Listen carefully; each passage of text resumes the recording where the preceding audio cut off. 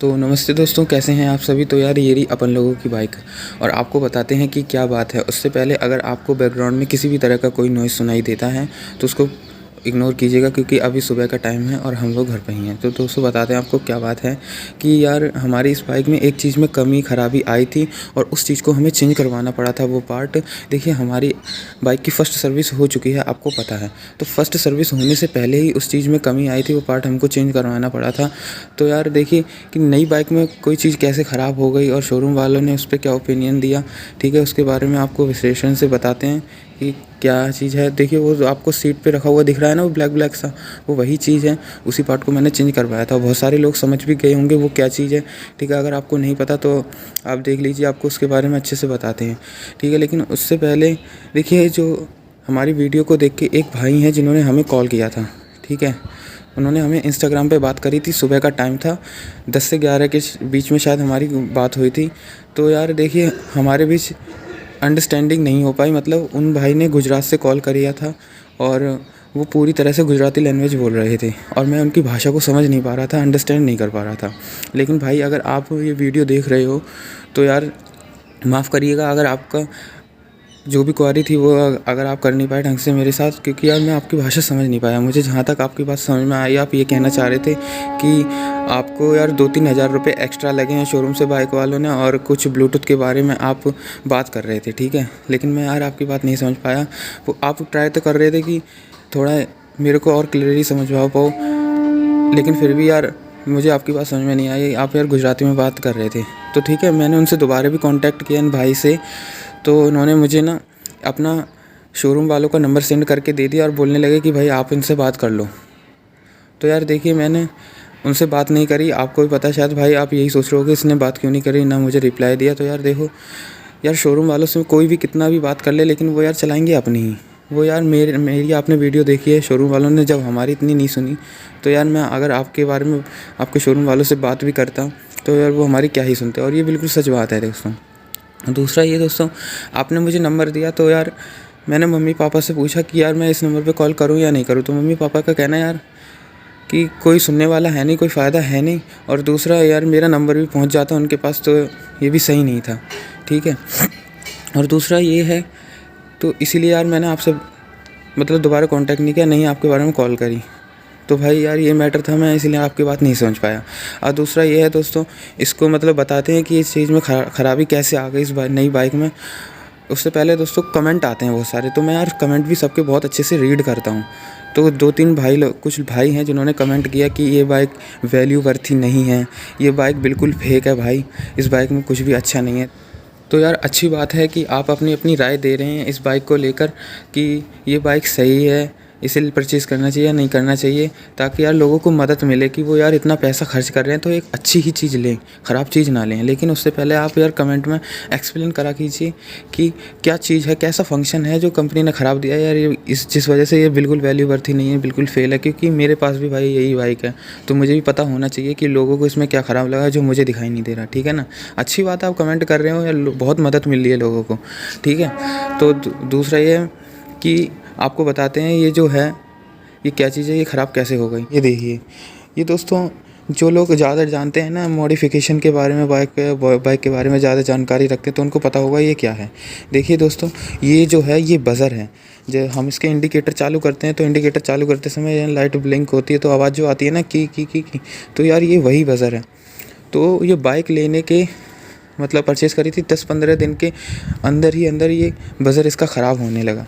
तो यार देखिए, तो हम वहाँ शोरूम पे लेके गए और उनसे चेंज करवाया। तो यार वो कहने लगे कि ये जो बज़र है इनमें यार बाइक में फंक्शन वो है नहीं बज़र फिट करने का, लेकिन फिर भी हमने आपके कहने पे इस पे बज़र फिट किया है इसीलिए, और अभी ख़राब होंगे ही होंगे। अब मैंने कि यार इतनी जल्दी तो ख़राब नहीं होना चाहिए ना, इसकी कुछ तो गारंटी लो, 1-2 महीने की शायद, जो भी है। वो कह रहे हैं इनकी कोई गारंटी नहीं होती, तुम अभी नया लगवा के चले जाओगे तो वो भी ख़राब हो जाएगा बज़र। तो भाई यार आप कमेंट में बताओ कि सच में यार इस बाइक में बज़र का कोई फंक्शन नहीं है या वो शोरूम वाले मुझको उल्लू बना रहे हैं, ठीक है। क्योंकि मैंने यार बहुत से लोगों की बाइक्स में ये बज़र बजते हुए देखा है, और इसीलिए मैंने उनसे कहा था कि हमारी इस बाइक में ये बज़र डालें, इंस्टॉल करें। तो यार देखो, ये उन्होंने वहाँ पे चेंज कर दिया और इसके लिए मुझे लगभग यार 60 रुपये तक देने पड़े, यानी कि 100 का पत्ता मेरे को खुलाना पड़ा। तो 60 रुपये में उन्होंने ये नया बज़र डाला और दूसरा उन्होंने ये गारंटी भी नहीं दी कि ये चलेगा भी या नहीं चलेगा। अब यार जिस तरह से ये पहले ख़राब हुआ था ना, तो उसी तरह से अभी जो नया बज़र इसमें पड़ा है तो वो भी उसी तरह से रिस्पॉन्स कर रहा है। वो दिखाते हैं आपको कैसे रिस्पॉन्स कर रहा है। दोस्तों ये अंदर से खुल जाता है और इसमें माइनर सी मिस्टेक है, माइनर से मतलब ख़राबी आई है इसमें, वो मैं आपको दिखाता हूँ इसको खोल के। तो इसको बस मेरे को सॉइल करवाना पड़ेगा, इसके अंदर कुछ तार वार हैं, तो ये वाला बज़र भी सही हो जाएगा, क्योंकि जो भी इसका अंदर है वो ख़राब हो तो इसे ही लगवा लूँ, ठीक है ना। तो दोस्तों देखो, जैसे मैं अभी इसका चाबी से बज़र आपको बजा के दिखाता हूँ, ठीक है ना। अभी अपनी बाइक का मीटर ऑन हो गया, देखो दोस्तों। तो देखो, अगर मैं इस वाले बज़र को बजाता हूँ तो इसकी आवाज़ देखो आपको सही से सुनाई दे रही होगी, और ये ब्लिंक भी अच्छे से कर रहा है, ठीक है। अब देखिए, अब मैं दूसरे वाले बज़र को बजाता हूँ, दूसरे वाले इंडिकेटर का, तो देखिए उसकी आवाज़ कैसी आएगी। अब आवाज़ में डिफरेंस, ठीक है ना। दूसरी आवाज़ जो दूसरा इंडिकेटर है उसकी आवाज़ में डिफरेंस देखिएगा बज़र की, ठीक है ना। तो वो इसी तरह से पहले रिस्पॉन्स कर रहा था, तभी जाके ये ख़राब हुआ था हमारा। तो देखिए इसकी आवाज़ कितनी लो आ रही है ना। तो यार ये दूसरा वाला इंडिकेटर बज रहा है इसके बज़र के साथ, तो इसकी आवाज़ देखो कैसी है। इस वाले की देखो अब कैसी आएगी, है ना। तो यार यही है कि ये अब ये भी ख़राब होने की कगार पे आ गया है, दोबारा डलवाने के बाद भी। वो लोग कह रहे थे इनकी कोई गारंटी नहीं होती, ये लोकल क्वालिटी की माल होता है। तो यार मैं सोच रहा हूँ इस असली क्वालिटी का माल कौन सा है, जो यार हैज़ार्ड फ्लैशर विद जो बज़र है वो आता है, वो वाला है सही, या ये वाला है, ठीक है ना। आप बताइएगा ज़रूर, ताकि मैं वो चीज़ इसमें लगवा सकूँ। तो यार आपको दिखाऊँ तो इसको खोल के कि किस में क्या ख़राबी है। ज़्यादा कोई बड़ी माइनर सी मिस्टेक है, मतलब गलती है इसमें। तो अंदर से यार ये कुछ इस तरीके का निकलता है, देख लो आप। यही है भाई जो बज़र बजता है हमारे इंडिकेटर को करते समय। तो इसके ये जो तार देख रहे हो ना, ये जो हुआ है, ये इन्हीं में कहीं सॉइल करवाना है इसको, यही यार ख़राब हो रहा है। और फिर ये और अच्छे से बजेगा, क्योंकि मैं इसको यार घर पे सेल से जो घड़ी वाले होते हैं उनसे बजा के और इनको तार को अच्छे से दबा के देख चुका हूँ, तो ये बज रहा था। हल्की हल्की आवाज़ कर रहा था। वो इंजीनियर जो भी है वो सही करके और अच्छे से इसको सही कर देगा, ठीक है। तो यार यही ख़राबी है, मैंने सोचा आप लोगों को शायद बताई नहीं थी, आपको बता दूं, आपको पता होना चाहिए, ठीक है ना। कि अगर आप भी ऐसे बज़र डलवाएं हैं तो आपको कहीं ना कहीं आगे हो सकता है प्रॉब्लम आए, अगर ना आए तो बहुत अच्छी बात है, ठीक है। हम इस वाले बज़र को भी सही करवा लेंगे, ताकि जो अभी मैंने आपको दिखाया वो यार लो साउंड कर रहा है वो ख़राब हो जाए, तो इसको हम इसमें डलवा सकें, ठीक है ना दोस्तों।